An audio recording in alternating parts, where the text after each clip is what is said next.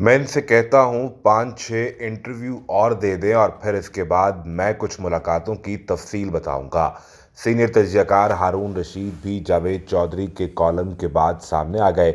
Column में ये दावा किया गया कि हमने रीड कर लिया था कि इमरान खान और इनके साथी मुल्क के लिए ख़तरनाक हैं, लिहाजा जनरल रिटायर्ड बाजवा से मंसूब करके लिखा गया कि उन्होंने इनकी हुकूमत को नहीं बचाया और हुकूमत रुखसत हो गई।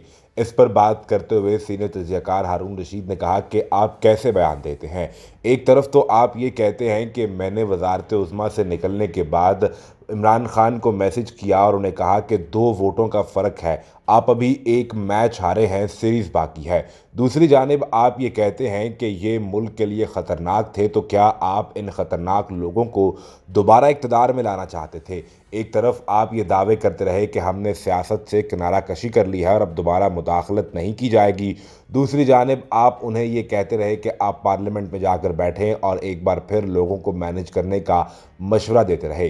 जनरल रिटायर्ड बाजवा ने जावेद चौधरी को जो इंटरव्यू दिया और जो कॉलम छपा, इस पर सीनियर तजज़ियाकार हारून रशीद ने भी खूब तनकीद की और कहा कि इन्होंने सबसे पहले मुझे बुलाया था, इसरार करते रहे कि मिलने के लिए आओ, लेकिन मैं नहीं किया। फिर दोबारा पैगाम भिजवाया गया, मुझे 5 दफ़ा पैगाम भिजवाया गया और मेरी इनसे 4 मुलाकातें हुई।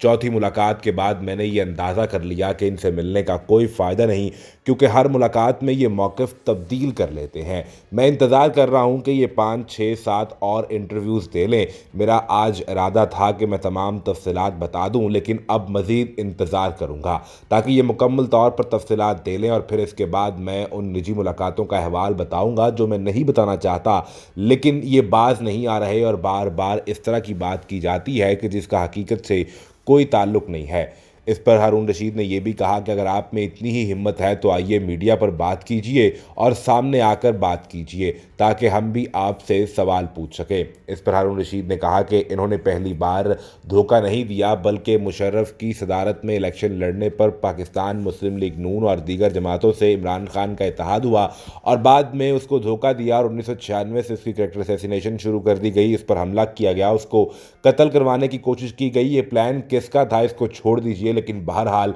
मुल्क के साबिक वज़ीर-ए-आज़म पर गोलियां चली और उसको कत्ल करने का प्लान था। अब इनके लिए बेहतर यह है कि सामने आकर बात करें, वरना ये पाकिस्तान में नहीं रह सकेंगे।